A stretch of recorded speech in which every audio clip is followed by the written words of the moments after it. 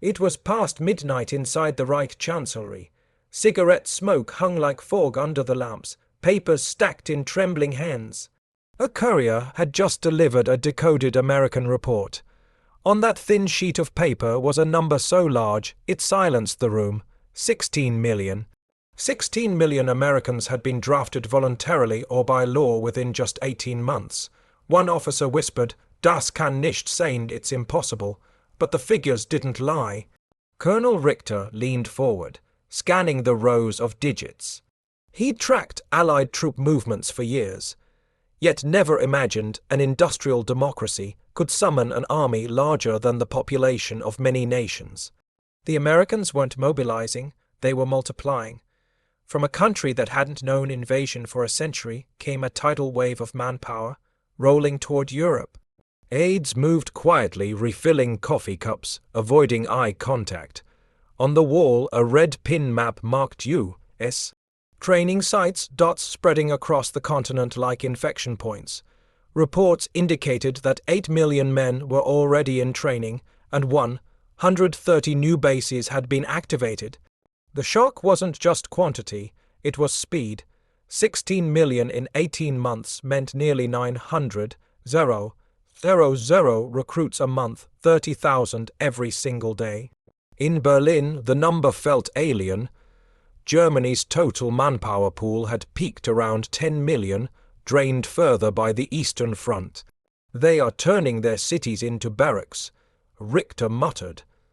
Outside, the city sirens wailed. An air raid alert that seemed almost symbolic. The officers froze as the first distant rumble echoed overhead, American bombers again.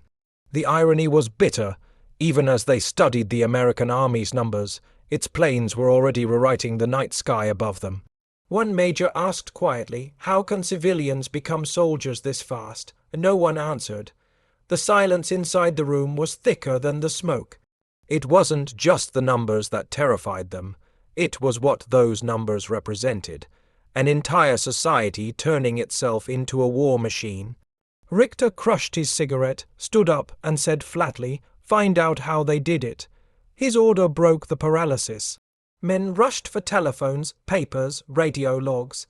Somewhere across the ocean, a generation of civilians was already marching. The investigation began that night with one question echoing through Berlin's war rooms. How do you train a nation?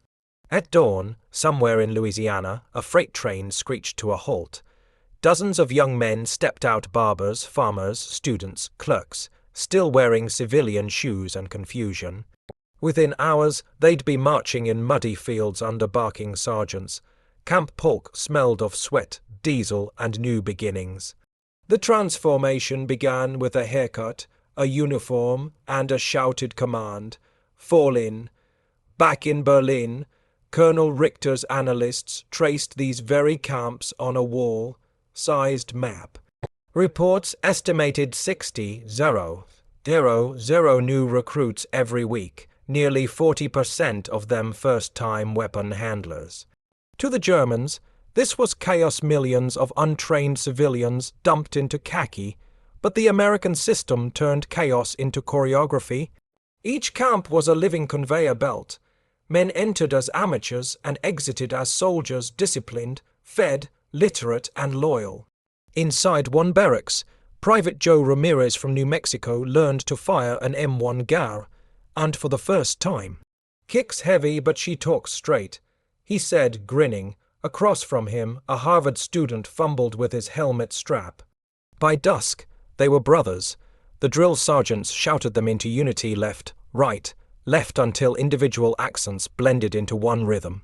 The U.S. Army's Training Command printed manuals faster than Germany printed propaganda. Field reports mention entire divisions raised, trained, and deployed in under 120 days. That kind of speed defied every military doctrine Germany had ever known. They believed only professionals could win wars. America proved otherwise. Professionals could be made. For Richter, this was cognitive dissonance. They train like they were born for it. One captured German lieutenant later admitted after seeing Americans drill in North Africa. The efficiency wasn't born of discipline alone, it came from infrastructure. Railways, food logistics, and standardized training equipment gave the new army an industrial rhythm. Night after night, trains carried more men to bases like Fort Benning and Camp Shelby. By 1943, 130 training centers operated around the clock, processing the human surge. To a German observer, it felt mechanical, even inhuman. But to those inside it, it felt like purpose. Somewhere in Berlin, Richter underlined one word in his notes: system. He knew this wasn't just manpower. It was management on a national scale. As the numbers grew, so did his unease. If civilians could become soldiers overnight, what could their factories become by morning? Steam hissed through the rafters of Ford's Willow Run plant as sparks lit the catwalks. Men and women in oil-stained overalls worked shoulder to shoulder, stamping, riveting, and welding under blinding white lights. The echo of machinery sounded like artillery, steady, relentless, victorious.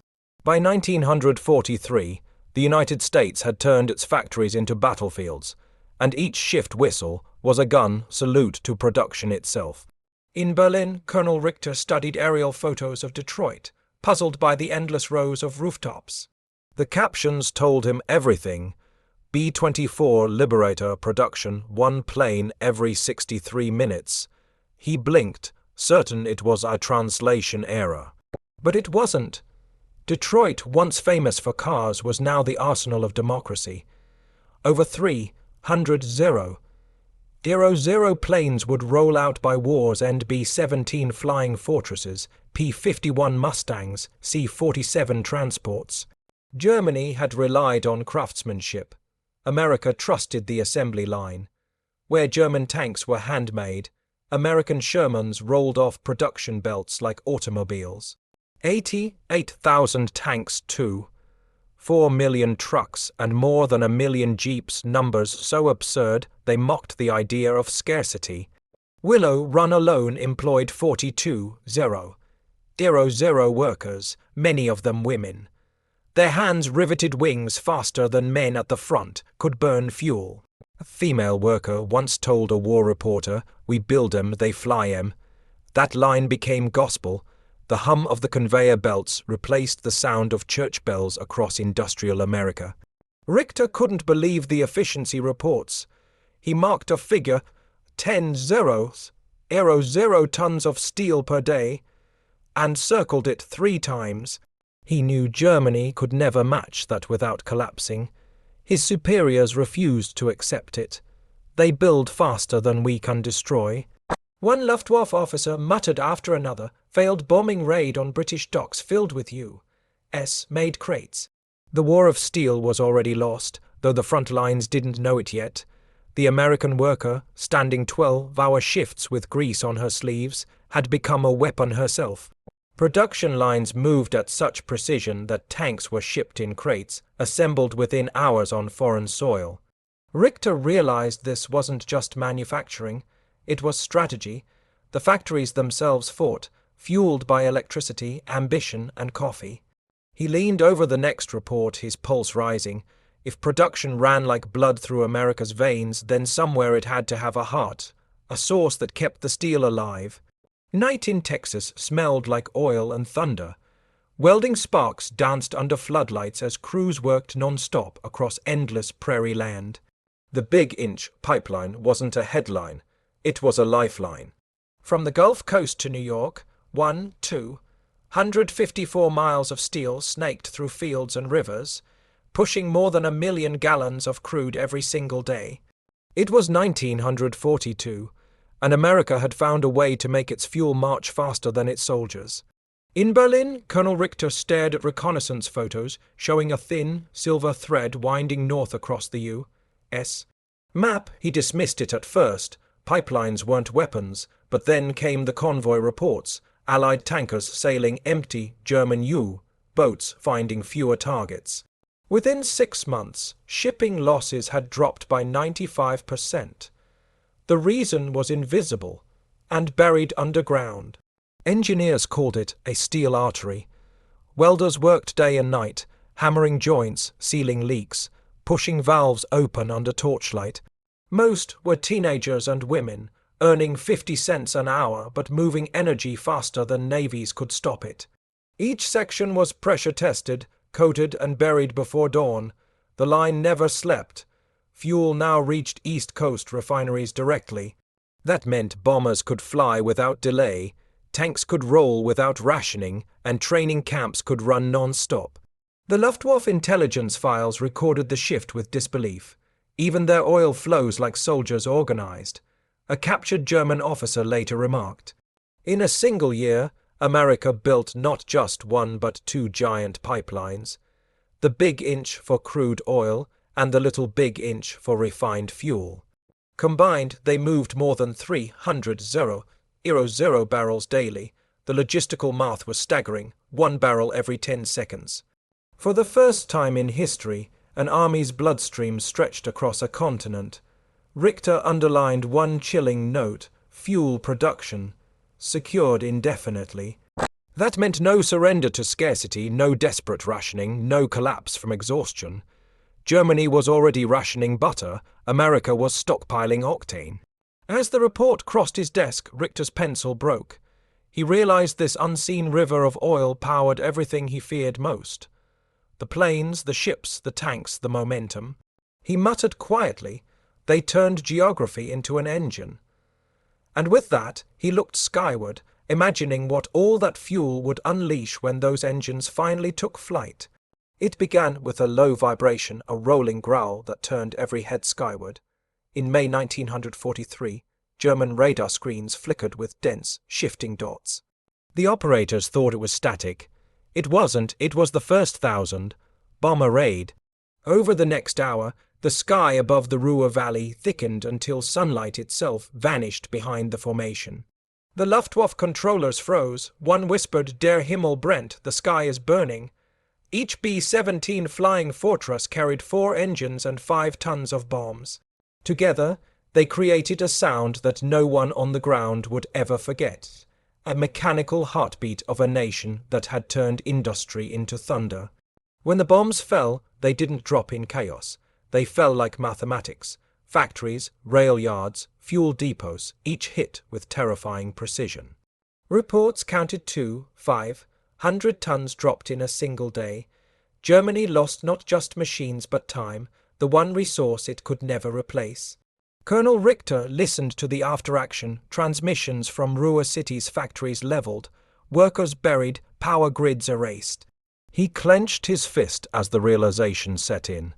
This was the physical echo of every production report he had studied. The oil, the pipelines, the 16 million soldiers they all led here above the clouds. By 1944, America could put 11 aircraft into the air at once. The P-51 Mustang escorted bombers deep into Germany, its long-range tanks fed by the same big-inch fuel lines. The Luftwaffe couldn't match it. 305 Allied bombers might fall, but 700 would rise again the next morning. The scale broke the logic of war. Our sky belonged to them now. One captured German pilot admitted. Civilians took shelter in cellars, trembling under the sound of engines that never seemed to fade. Children learned to count not seconds between thunder, but the number of aircraft overhead. It wasn't just fear. It was awe, a recognition that the air itself had been conquered. Richter marked a note in his report. If they control the air, they control destiny. He didn't yet know that these same planes would soon clear the skies over the Atlantic, paving a corridor for something even larger. An invasion force beyond imagination. And as the smoke cleared above the Ruhr, the German High Command began preparing for a different kind of storm. One that would come from the sea. The wind off the North Atlantic carried the scent of salt, diesel, and iron. In late 1943, convoys stretched from horizon to horizon, grey silhouettes rolling across waves in perfect rhythm. Each Liberty ship was ordinary, even ugly, but together they formed the single greatest supply chain in human history. The Germans called it Der Endlose Fluss, the endless river. In one convoy alone, 60 ships moved in tight columns, their wakes merging into a single line of white foam. Escort destroyers knifed through the mist, sonar pings echoing under the hulls. Somewhere beneath boats waited, listening. But there were too many targets, too much steel, too much movement. American shipyards had changed the math of the ocean. From Baltimore to Portland, Liberty ships slid into the water faster than the enemy could sink them. Over 700 built in just 4 years, one every 3 days at peak. Each carried 10 Zeros, 0 tons of cargo, tanks, trucks, canned food, ammunition, hospital tents, even musical instruments. 24 million tons crossed the Atlantic every month by 1944. Colonel Richter examined a photo captured by a U-boat periscope, a line of ships stretching past the horizon. They built ships faster than we could sink them. One U-boat commander confessed in his final log before being depth-charged. Richter understood Germany's weapon was fear, America's weapon was replacement. In a shipyard near New Orleans, a 19-year-old welder wiped sweat from her brow as sparks rained down. She'd built the same hull plates that now crossed the Atlantic in convoy HX-300. Her hammer blows echoed across oceans, though she'd never see them. This invisible connection between factory worker and sailor, between ocean and city, was America's secret logistics miracle. When convoys reached Britain, cranes swung like clockwork. Within hours, cargo was on rail cars heading to airfields and depots. Not a single bullet wasted motion. The precision of American supply turned warfare into administration. For Richter, watching the reports pile up, it was unbearable. His navy was bleeding, his industry gasping. Yet the convoys came like tides, indifferent to weather or war. He closed his notebook, staring at the North Sea map. If this river of steel could cross oceans, surely it also flowed inland, to camps, to men, to something preparing beyond imagination. And across that ocean, the camps were already awake, whistles blowing, boots marching. Fog rolled over Camp Shelby before dawn, swallowing the floodlights and the sound of boots striking wet gravel. The bugle call cut through the mist like a blade. Within seconds, hundreds of recruits tumbled out of barracks, shirts half buttoned, helmets askew, adrenaline already replacing sleep. Across 27 states, 130 training bases like this pulsed around the clock.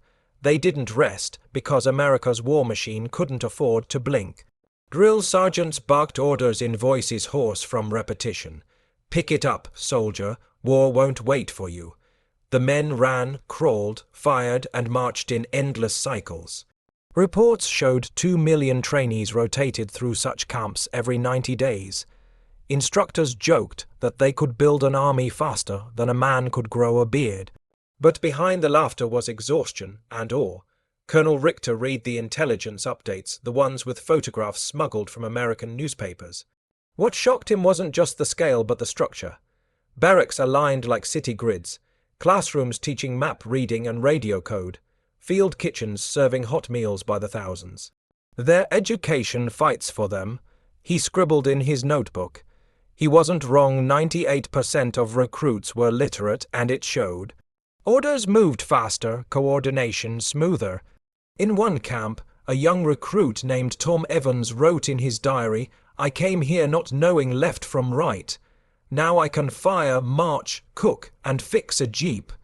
They built me like they build everything efficient." He wasn't boasting, he was describing the American rhythm of war. Every hour had a purpose: morning drills, weapons cleaning, night marches, lectures on field medicine.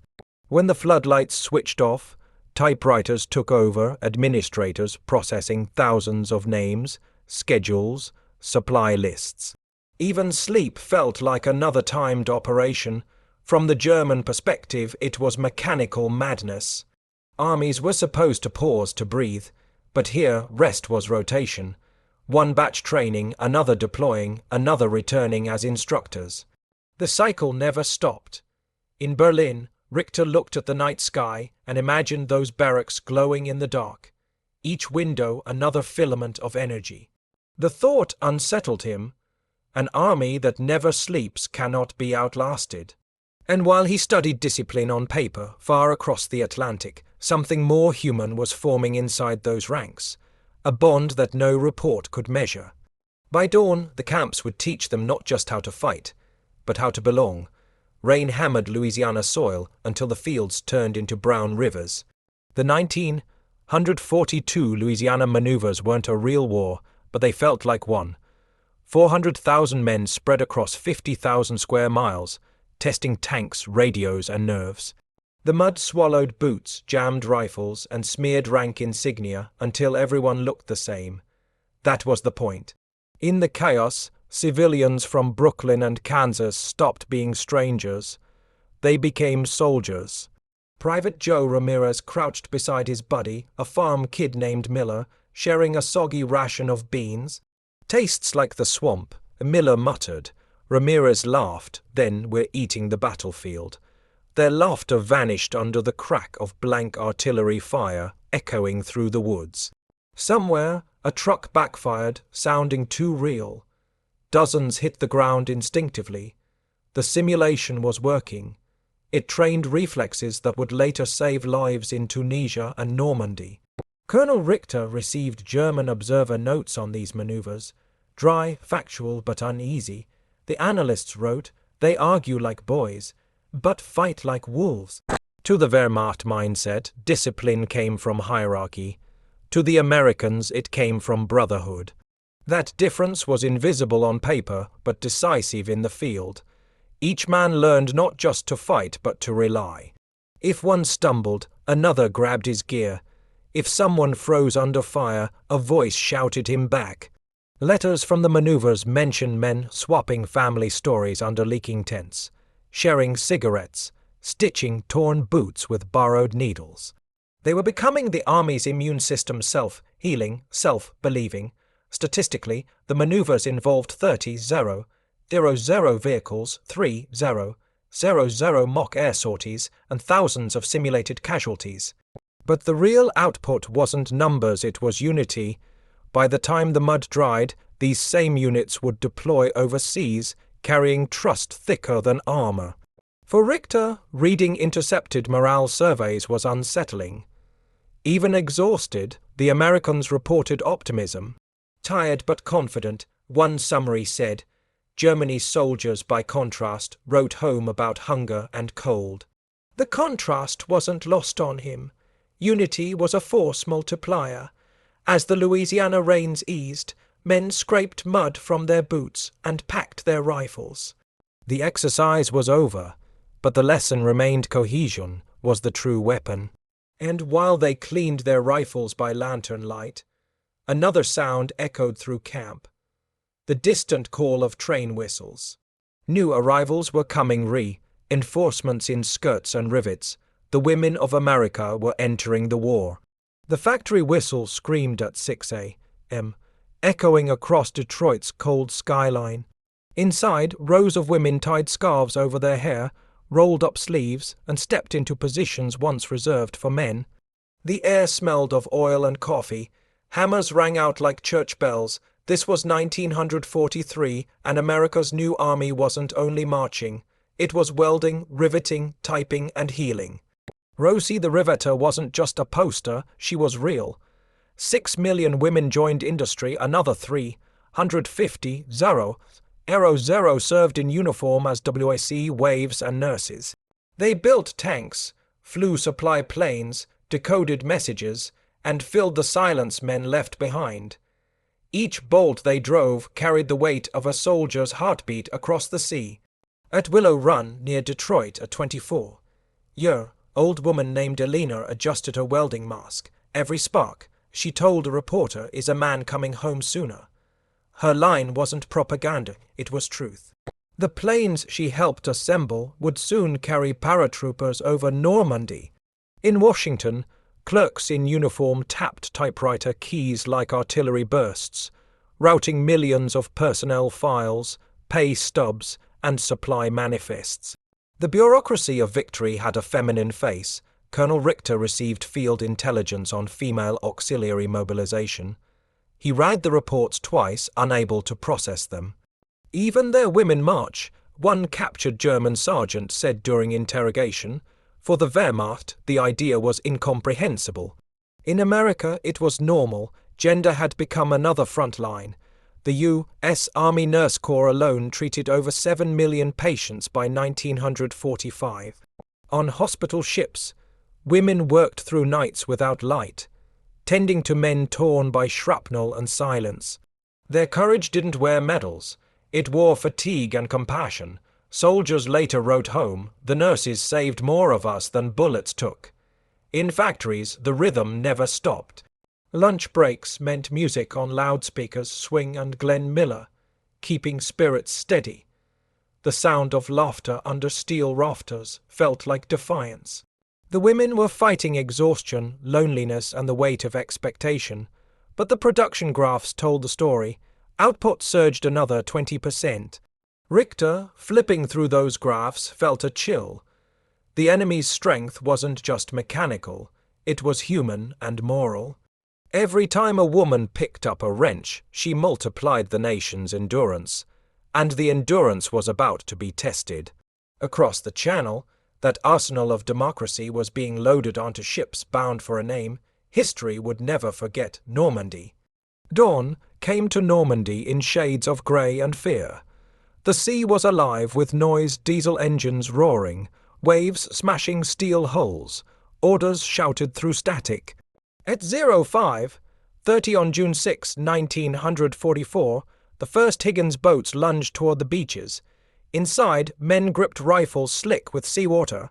A chaplain whispered a prayer no one could hear over the engines. Then came the ramp drop, and the world turned into fire. From a bluff above Omaha Beach, German machine gunner Heinrich Weiss squinted through his periscope. What he saw didn't look real. The ocean itself seemed armored, hundreds of ships, waves of landing craft, and an unbroken line of aircraft overhead. The radio crackled with disbelief. There are too many. We can't count them. For the first time, even hardened veterans felt the scale of something biblical. Colonel Richter, hundreds of miles away in Berlin, listened to fragmented transmissions. 20,000 vehicles landed, one said. 5,000 ships, another. 11,000 aircraft, a third. He removed his glasses and rubbed his temples. Every statistic he'd ever studied had come to life in one morning. 16 million men had been raised, trained, equipped, and now the flood had arrived. The first waves suffered brutal losses. 9,000 Allied soldiers killed or wounded before noon. But they kept coming. The Higgins boats 20,000 of them built by American shipyards returned to the transports, reloaded, and came again. A mechanical tide, immune to fear, German defenders radioed frantic messages. No fortress can stop them. The bunkers filled with smoke and disbelief. One officer reportedly threw his binoculars down, shouting, "It's endless, endless." By nightfall, the beaches belonged to the Allies. Behind the smoke and chaos, engineering precision had triumphed. In one photograph captured that day, a young American private kneels beside his wounded friend, waves breaking against their boots. It's the moment that defined the invasion, not the violence but the persistence. America hadn't just landed. It had arrived as an idea, unstoppable and organized. In Berlin, Richter stood silent before the operations map, the red pins on France blinking into irrelevance. Normandy wasn't just a battle, it was a verdict. Yet as the invasion unfolded, something more shocking awaited him. The true horror wasn't that the Americans came, it was that they never stopped coming. By July 1944, Normandy's beaches had become conveyor belts of war. Cranes swung, engines roared, and boots thundered across floating piers.